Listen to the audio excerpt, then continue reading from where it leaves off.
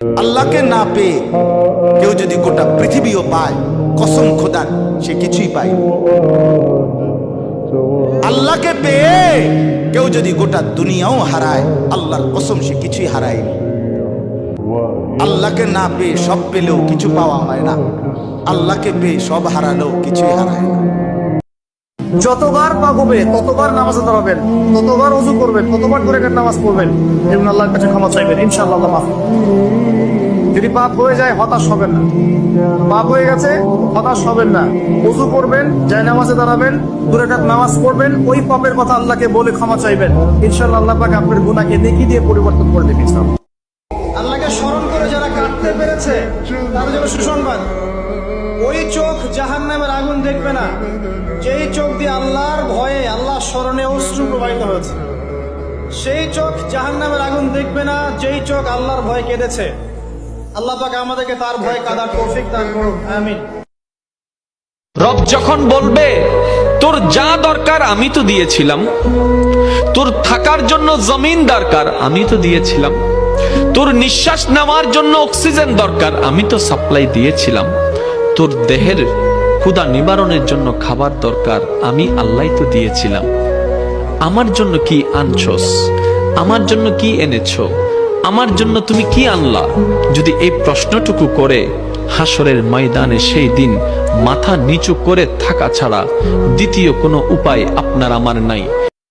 নবীজি বলছেন, আমি কি তোমাদেরকে জানিয়ে দিব কোন কাজ তোমার কলবের মরিচা দূর করবে? সাহাবীরা বললেন, অবশ্যই ইয়া রাসূলুল্লাহ। তিনি তখন এই 2টা কাজ বলেছেন। 1 নাম্বার, বেশি থেকে বেশি কোরআন তেলাওয়াত এবং মউতের স্মরণ তোমার কলবকে পরিষ্কার করে দিবেন। আমাকে বলেন, যারা আজান শুনেও নামাজে যায় না এরা কি মুমিন? বলেন। আপনি মনে করছেন আমি জুমার নামাজ তো পড়ি, ঈদের নামাজ তো পড়ি। এমনও হতভাগা মানুষ আছে পৃথিবীতে যাদের নামাজ প্রথমবার তারা নামাজ পড়ে জানাজার নামাজ, আছে না ভাই? আল্লাহ পাক আমাদের সবাইকে 5 ওয়াক্ত নামাজি হওয়ার তৌফিক দান করেন এবং কাজা নামাজ অনেকের আছে, আল্লাহ পাক সেগুলো আদায় করার তৌফিক দান করেন। হাদিস কত চমৎকার, কত সুন্দর হাদিস। লাউ ইয়াহদি আল্লাহু বিকা রাজুলান ওয়াহিদান খায়রুল লাকা মিন হুমুরিন নাম। তোমার দ্বারা যদি একটা মানুষও আল্লাহর দিকে ফিরে আসে, আল্লাহওয়ালা হয়ে যায়, লাল উট কুরবানি করার চেয়ে বেশি নেকির কাজ।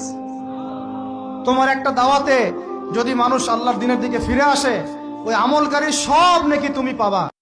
আল্লাহ অনেক সময় দেন, শুধরে যাবার অনেক টাইম সে পায়, তারপরও যখন সে লিমিট ক্রস করে তখন আল্লাহ ধরে। আল্লাহ সব সময় ধরে না, ধরলে ছাড়ে না, ধরে না, ধরলে আল্লাহ। দিন শেষে আমি একা, আপনিও একাই, আমাকেও একাই যেতে হবে, আপনাকেও একাই যেতে হবে। এগুলো সব চারপাশের খালি অন্ধ মোহ আর কিছু না। তো এই মোহের মধ্যে ঢুকে পড়বেন না, আল্লাহ পাক তৌফিক এনায়েত করুন। নবীজি বলেছেন, কেউ যদি ফজরের নামাজ জামাতে পড়ে তারপরে সালাম ফিরানোর পর ওই জায়গাতেই বসে থাকে এবং জিকির আজগার করতে থাকে, সুবহানাল্লাহ 100 বার পড়লো, আস্তাগফিরুল্লাহ 100 বার পড়লো, ঠিক আছে, লা ইলাহা ইল্লাল্লাহ ওয়াহদাহু লা শারীকা লাহু লাহুল মুলকু ওয়া লাহুল হামদু ওয়া হুয়া আলা কুল্লি শাইইন কাদির, এগুলো পড়লো। তারপরে ধরেন দরুদ শরীফ পড়লো ইত্যাদি। জিকির আজগার শেষ করে সূর্য উঠে যাওয়ার পরে সে যদি 2 রাকাত নামাজ পড়ে, মাত্র 2 রাকাত, সে ফিরে যাবে একটা কবুল হজ, একটা কবুল ওমরার নেকি নিয়ে ফিরবে ইনশাআল্লাহ। ক্ষমা করে দিতে আল্লাহর বড্ড ভালো লাগে।